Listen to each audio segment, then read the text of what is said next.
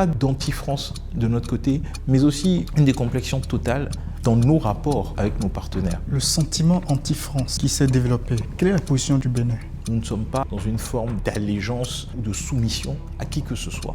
Le départ de 3 pays, le Mali, le Niger et le Burkina Faso. C'est leur choix. Nous avons le droit de le respecter. Nous devons aussi nous poser la question de savoir pourquoi c'est arrivé. La diplomatie béninoise est en mouvement. Entre pragmatisme et ambition, le Bénin redéfinit sa place en Afrique et sur la scène internationale.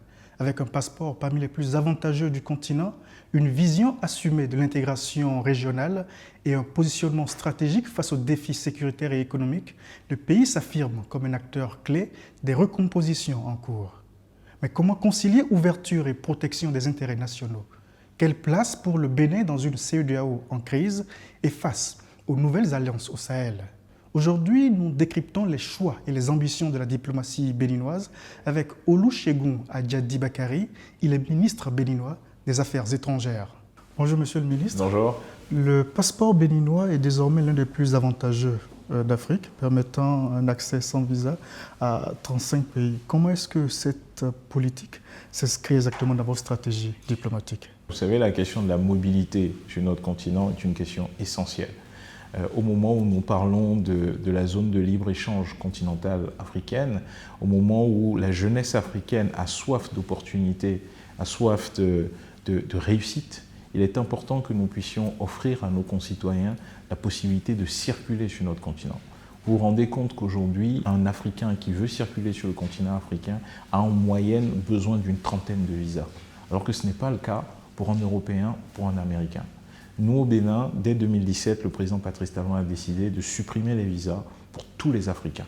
Tout Africain peut se rendre désormais au Bénin sans besoin de visa et nous avons décidé de mettre en place une politique active de discussion, d'échange avec nos pays frères du continent africain. Il y a une cellule au niveau du ministère des Affaires étrangères qui fait ce travail et qui essaye de pouvoir lever cette barrière pour permettre aux jeunes béninois, aux hommes d'affaires béninois de pouvoir saisir les opportunités qu'offre le continent africain.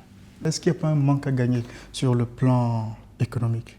Il y a la possibilité de regarder le court terme, de se dire tout de suite nous avons les petits frais de visa que nous collectons. Et puis il y a la vision de long terme qui consiste à dire est-ce que nous avons envie de construire une Afrique dynamique, une Afrique intégrée? Nous parlons tous de panafricanisme.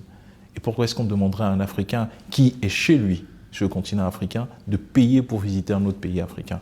Nous, au Bénin, sous la direction du président Patrice Talon, nous croyons que cela ne doit pas être le cas. Nous croyons que les Africains doivent être partout sur le continent chez eux et principalement au Bénin. Le Bénin a consenti justement à offrir la nationalité béninoise aux afro-descendants. Comment est-ce que, sur le plan pratique, comment est-ce que ça va se passer clairement? Dans les jours qui viennent, il y aura un site internet qui va être lancé parce que c'est une procédure qui va être essentiellement digitale.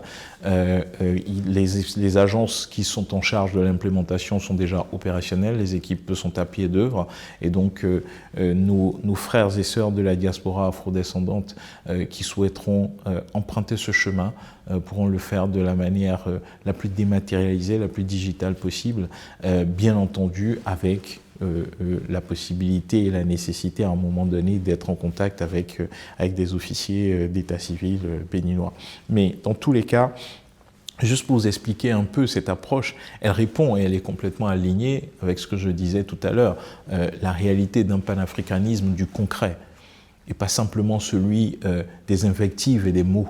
Nous rêvons du fait que demain, un jeune Africain n'ait plus besoin de réfléchir à aller postuler pour un visa parce qu'il aura la liberté de circuler sur le continent africain. Et c'est cela le réel panafricanisme. De la même manière, le panafricanisme, tel que nous le voyons, c'est d'offrir la possibilité aussi à nos frères et sœurs de la diaspora qui se sentent profondément africains de pouvoir revenir et faire partie de cette communauté. C'est ça le sens du panafricanisme d'aujourd'hui, un panafricanisme du concret, du réel. Le Bénin fait partie d'une organisation sous-régionale, la CEDEAO, Communauté économique des États de l'Afrique de l'Ouest. Quelle est la position du Bénin sur l'avenir de la CEDEAO? En 1975, nous avons décidé de créer cette organisation régionale sur la base d'une promesse. La promesse d'une intégration régionale et la promesse d'une équité au sein de notre intégration régionale pour assurer pour chacun des pays membres un développement harmonieux, intégré, pour que les plus grands tirent les plus petits, que les plus petits contribuent également. Est-ce que nous avons réussi?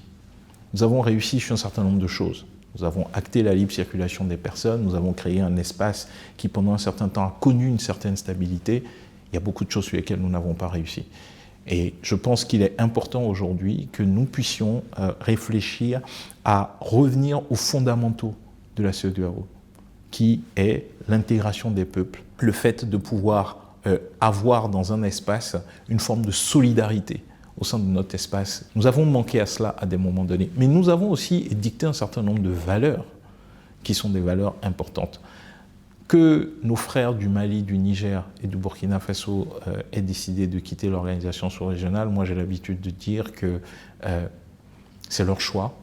Nous avons le droit de le respecter. Nous devons aussi nous poser la question de savoir pourquoi c'est arrivé. Comme on dit chez nous, ce n'est pas là où on tombe qu'il faut regarder, il faut regarder là où on a trébuché. Et nous avons besoin de faire cet examen de conscience si nous voulons assurer la poursuite et l'évolution de notre organisation. Est-ce qu'il y a des pistes de solutions que vous proposez pour redynamiser l'organisation sous-régionale? Il y a beaucoup de choses que je disais tout à l'heure. Je pense qu'il y a d'abord et avant tout le fait de revenir à un fondamental que nous avions, qui est un fondamental de solidarité au sein de notre espace sous-régional, qui est une solidarité entre les pays, de développement équilibré au niveau de nos institutions. Je pense qu'il faut que nous mettions beaucoup plus en avant les projets économiques, parce que dans CEDEAO, c'est communauté économique des États de l'Afrique de l'Ouest. Donc la question de l'intégration économique est essentielle. Nous avons besoin aussi de nous asseoir et de nous poser un certain nombre de questions sur les questions politiques. On ne peut pas les occulter. Donc je pense que nous sommes à la croisée des chemins. La CEDEAO a 50 ans et il est important, tout être humain à 50 ans fait probablement un bilan poussé de sa vie. Il est important que la CEDEAO fasse ce bilan pour que nous puissions avancer sereinement. Le Niger, votre voisin, il y a eu beaucoup de tensions depuis quelques mois. Qu'est-ce qui se passe concrètement? Le Niger est un pays frère. Je dirais même, comme le président de la République a l'habitude de le dire, le pays siamois du Bénin. Nous sommes les mêmes. Nous partageons une histoire commune, une géographie commune. Et notre ambition, quel que soit ce qui a pu se passer, c'est de pouvoir avancer. Avancer pour nous assurer que les problématiques qui sont les plus essentielles pour nous, nous arrivons à les régler. Avec du recul, est-ce que vous pensiez que justement réagir de la sorte au début, juste après le coup d'État au Niger, ce n'était pas très opportun? La question n'est pas de se dire est-ce que c'était opportun ou pas opportun. On réagit en fonction de nos valeurs. On réagit en fonction des règles que nous nous sommes imposées. Nous sommes au niveau du Bénin et nous le revendiquons un pays sérieux. Lorsque nous prenons des engagements internationaux, nous les respectons. Et c'est au titre de ce respect des engagements internationaux qu'il y a eu un certain nombre de décisions qui ont été prises. Mais très rapidement, nous avons œuvré pour qu'on puisse avancer et qu'on puisse trouver une solution. Parce que la réalité, vous savez, la géographie impose la diplomatie. Le Bénin ne déménagera pas, le Niger ne déménagera pas. Donc nous sommes obligés de travailler ensemble. Officiellement, la frontière du Niger est fermée. La frontière Bénin-Niger est fermée. Mais beaucoup disent que sur le plan des échanges commerciaux, ça circule. Pas au niveau de la frontière, mais des voies non officielles. Comment est-ce que le Bénin réagit par rapport à ça exactement? Nous trouvons dommage que les échanges entre le Bénin et le Niger prennent le caractère informel aujourd'hui. Mais c'est un fait et nous devons avancer avec cela. Est-ce qu'on peut envisager une certaine normalisation, notamment avec le Niger? Moi, je pense que nous sommes en bonne voie. Je pense que les efforts du président de la République, du Bénin, la volonté au niveau du gouvernement nigérien vont nous amener petit à petit à une situation où tout cela sera conjugué au passé. C'est en tout cas tout le sens de l'action que nous avons aujourd'hui et c'est ce que nous souhaitons le plus chèrement. La zone de libre-échange au niveau africain, le Bénin n'a pas encore ratifié justement l'accord sur la ZLECAf. Comment comprendre la position de votre pays? La ZLECAf est une bonne chose sur le papier parce qu'on parle de créer un marché d'1,4 milliard d'habitants. On parle d'assurer des échanges plus accrus au sens intra-africain. Et donc oui, c'est une bonne chose sur le papier. Ceci étant dit, la vraie question à laquelle nous devons répondre est de savoir si cette zone de libre-échange, nous la créons pour les Africains ou pour des personnes qui vivent en dehors du continent africain. Donc nous, notre point aujourd'hui, c'est de dire que la zone de libre-échange continentale, pour qu'elle puisse fonctionner, il est important que nous puissions régler la question de la libre circulation des personnes. L'intégration africaine, vous en avez parlé justement. Qu'est-ce qu'on peut proposer comme piste de solution pour rendre cette intégration africaine réelle? Moi, je pense qu'il faut que nous commencions par nos espaces régionaux. Avoir une intégration forte de nos espaces régionaux.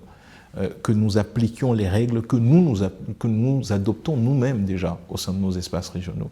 Que nous nous assurions que la bouteille d'eau qui est produite au Bénin peut être vendue sans tracasserie au Ghana, au Nigeria, au Libéria. Si nous faisons ça déjà au niveau de l'espace CEDEAO, que l'espace de l'Afrique de l'Est fait la même chose, l'espace de l'Afrique centrale fait la même chose, qu'il en est de même de la SADC, à un moment donné, nous allons pouvoir intégrer nos espaces régionaux. Un autre sujet, le sentiment anti-France qui s'est développé au sein de la région récemment. Je parle essentiellement du Niger, du Burkina Faso, du Mali, du Tchad, de la Côte d'Ivoire dans une certaine mesure, du Sénégal. Quelle est la position du Bénin par rapport à ce qui se passe exactement et par rapport à ce sujet précisément? Nous ne pouvons pas être dans une autarcie. Ce n'est pas possible. Aujourd'hui, le monde, il est global. Le monde, il est intégré et il est connecté.